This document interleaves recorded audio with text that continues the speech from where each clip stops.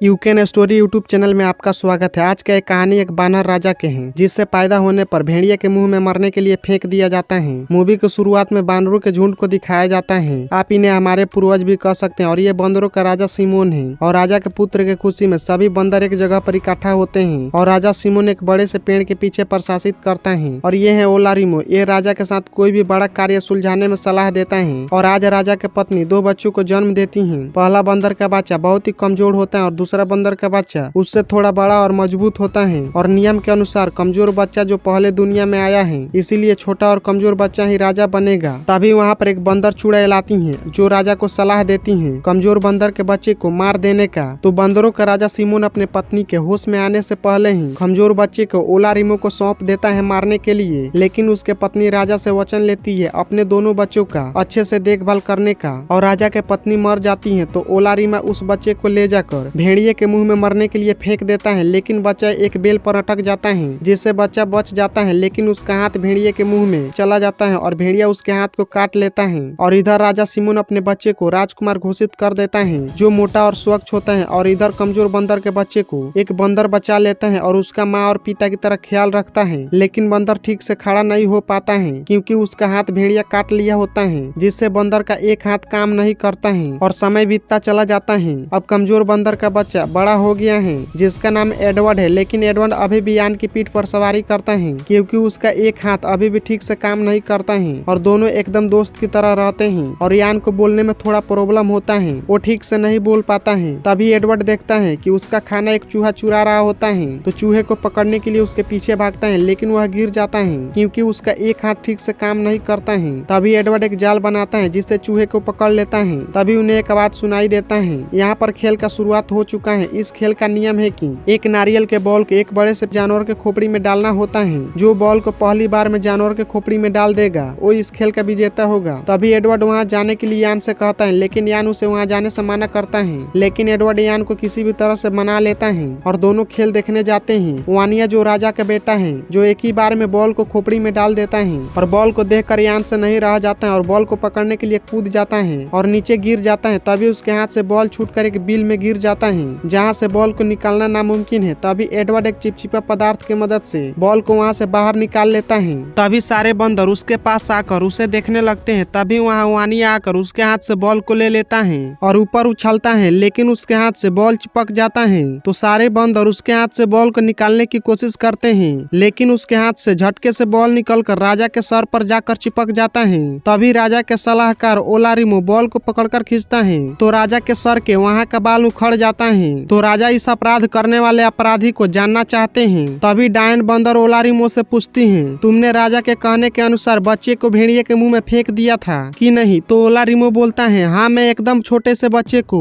राजा के कहने पर भेड़िए के मुंह में मरने के लिए फेंक दिया था। और इधर दो बंदर एडवर्ड के पास जाते हैं और जाकर एडवर्ड को राजा के पास लेकर आते हैं। तो राजा सिमोन एडवर्ड से बोलता है, ये जादू तुमने कैसे सीखा? तो एडवर्ड बोलता है, ये कोई जादू नहीं है, ये एक तकनीक है जिसे मैं खोजा हूँ। और एडवर्ड इस समस्या के समाधान के लिए राजा के लिए पत्तों का ताज बनाता है, जिससे उसका टकला भी ढक जाता है। और एडवर्ड राजा के लिए एक झूला बनाता है। फिर पत्तों में साफ पानी इकट्ठा करके आईना बनाता है, जिसमें राजा अपने आप को पहली बार देखता है और बहुत ही खुश हो जाता है। तभी वहाँ कुछ कीड़े बंदरों पर हमला कर देते हैं, जिससे राजा झूला से नीचे गिर जाता है। और ये सब बंदरिया डायन का किया धरा होता है। और राजा के गिरने के बाद बंदर डायन एडवर्ड पर इसका आरोप लगाती है। और इसी का फायदा उठाते हुए राजा के बेटा वानिया एडवर्ड को नीचे फेंक देता है। जब राजा सिमोन को होश आता है तो वानिया से राजा पूछते हैं, एडवर्ड को किसने नीचे फेंका? तो वानिया कहता है, एडवर्ड को मैंने नीचे फेंका, क्योंकि उसने आपको मारने का कोशिश किया था। तो राजा सिमोन कहते हैं, उसने मुझे मारने की कोशिश नहीं किया है, तुमने एक बानर की हत्या की है। तभी इधर एडवर्ड को होश आता है तो देखता है कि वो पेड़ से नीचे गिरा हुआ है। तो यान पेड़ से लटक कर एडवर्ड को अपना हाथ बढ़ाता है, लेकिन एडवर्ड का हाथ वहाँ तक नहीं पहुँचता है और एडवर्ड रेगिस्तान की ओर जाने लगता है, जहाँ उसे दो शुतुरमुर्ग दिखाई देते हैं, जिनमें से एक के मुंह में अंगूर का गुच्छा होता है। तो एडवर्ड अंगूर के गुच्छे को पकड़ने के लिए दो पैरों पर खड़ा होने की कोशिश करता है। और एडवर्ड पहली बार दो पैरों पर खड़ा होता है, जिससे एडवर्ड बहुत ही खुश होता है। तभी एडवर्ड देखता है उसके पीछे बहुत सारे भेड़िया का झुंड आ रहा है। तो शुतुरमुर्ग वहाँ से भागने लगते हैं। तो शुतुरमुर्ग को भागते हुए देखकर एडवर्ड भी भागने लगता है, लेकिन उल्टा पहली बार अपने आप को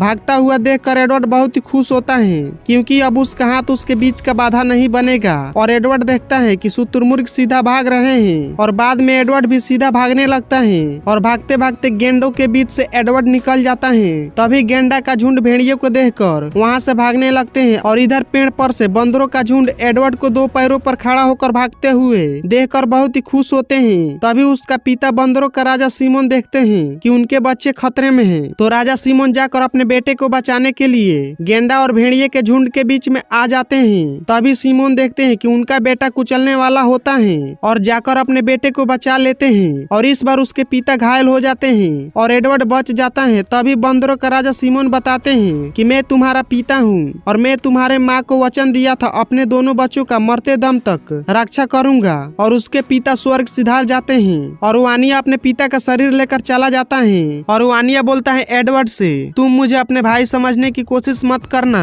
और वानिया को बंदरों का राजा बनाया जाता है, उसे ताज पहनाया जाता है और वानिया ओलारिमो को मारकर बंदरों के झुंड और प्रजा से निकाल दिया जाता है और सर्गी ही ओलारिमो का जगह लेता है। तभी एक भवंडर उत्पन्न होता है जिसमें एडवर्ड भी फंस जाता है। लेकिन एडवर्ड भवंडर में एक लूसी नाम के बंदरिया को देखता है जिससे एडवर्ड को देखते ही प्यार हो जाता है और दोनों एक अच्छे दोस्त बन जाते हैं। और एडवर्ड उसे दो पैरों पर खड़ा होना सिखाता है और वहीं से एडवर्ड को आग के बारे में पता चलता है और एडवर्ड उत्साहित होकर आग को लेकर सभी बंदरों को दिखाने जाता है। लेकिन आग को देखकर सभी बंदर उसे पत्थर चलाकर मारने लगते हैं। तो लूसी और एडवर्ड वहां से चले जाते हैं और एक गुफा में जाकर वहां से आग के मदद से भेड़िया को भगा देते हैं और दोनों उसी गुफा में रहने लगते हैं। और सभी बंदर एडवर्ड को शिकार करते हुए देखते हैं और अब तो एडवर्ड भेड़िया पर नियंत्रण करना भी सीख जाता है। और इधर सभी बंदर अपने राजा वानिया और अपने पुश्तैनी पेड़ को छोड़कर वहां से चले आते हैं क्योंकि वो और भूखे नहीं रहना चाहते हैं। तो इधर बंदरिया डायन सभी बंदरों को डराने के लिए एक पेड़ की आत्मा को बुलाती है। लेकिन जहाँ से आवाज आ रहा था वहाँ पर एक बंदर जाकर देखता है तो ये सब बंदरिया डायन का किया धरा होता है और सभी बंदरों को मारने के लिए बंदरिया डायन बंदरों के पीछे पड़ जाती हैं। तो सभी बंदर भागकर एडवर्ड के पास गुफा में चले जाते हैं। लेकिन लूसी इन बंदरों को वहाँ पर नहीं रहने देती है क्योंकि वे लोग एडवर्ड के साथ बहुत ही बुरा बर्ताव किए होते हैं। लेकिन वे लोग बोलते हैं कि हम केवल खाना खाकर चले जाएंगे। और ये सारे बंदर उसी गुफा में रात भर रहते हैं और जश्न मनाते हैं और वहाँ से नहीं जाते हैं और सारे बंदर अपना एक अलग गाँव बनाते हैं और सारे बंदर उसी गाँव में खुशी खुशी रहने लगते हैं। अब एडवर्ड और लूसी दोनों शादीशुदा हैं और उसका एक बच्चा भी होने वाला है और ये सभी बानर शिकार करना भी सीख जाते हैं। और एडवर्ड इधर सारे गांव वाले के निर्माण कार्य में मदद करता है और सारे बानर पुश्तैनी पेड़ को छोड़कर चले आए हैं। इसलिए बंदरिया डायन एक योजना बना रही है इन सब को मारने के लिए और बहुत सारे कीड़े को भेजती है जिससे सब खत्म हो जाता है। स्वर्गीय बानरों से कहता है ये सब बंदरिया डायन का किया धारा है और उस पेड़ के पास जाते हैं जहाँ लूसी एडवर्ड को बोलती है वानिया को बचाने के लिए। लेकिन उल्टा वानिया बाहर आता है और बोलता है तुम सब यहाँ से चले जाओ नहीं तो सबको खत्म कर दूंगा। और वानिया सारे बंदरों को मारने का आदेश देता है और बंदरों का झुंड ज्यादा होता है इसलिए वानिया बंदरों से जीत नहीं पाता है और सारे बंदर मिलकर पेड़ में आग लगा देते हैं। तभी एक पेड़ का शाखा टूटकर एडवर्ड के ऊपर गिर जाता है। तो एडवर्ड वानिया से बचाने के लिए सहायता मांगता है तो वानिया एडवर्ड को बचा लेता है और स्वर्गीय बोलता है अब तो पुश्तैनी पेड़ भी जलकर खत्म हो गया है, अब हम कहाँ रहेंगे। तो एडवर्ड बोलता है एक जगह है इस पहाड़ के पीछे जहाँ हम अच्छे से रह सकते हैं। तो सभी बंदर पक्षियों का पीछा करते हैं और उस पहाड़ के पीछे जाते हैं तो उन्हें एक बहुत ही सुंदर हरा भरा जंगल मिलता है और सारे बंदर यहाँ पर खुशी खुशी रहने लगते हैं। और ये मूवी यहीं पर खत्म हो जाती है।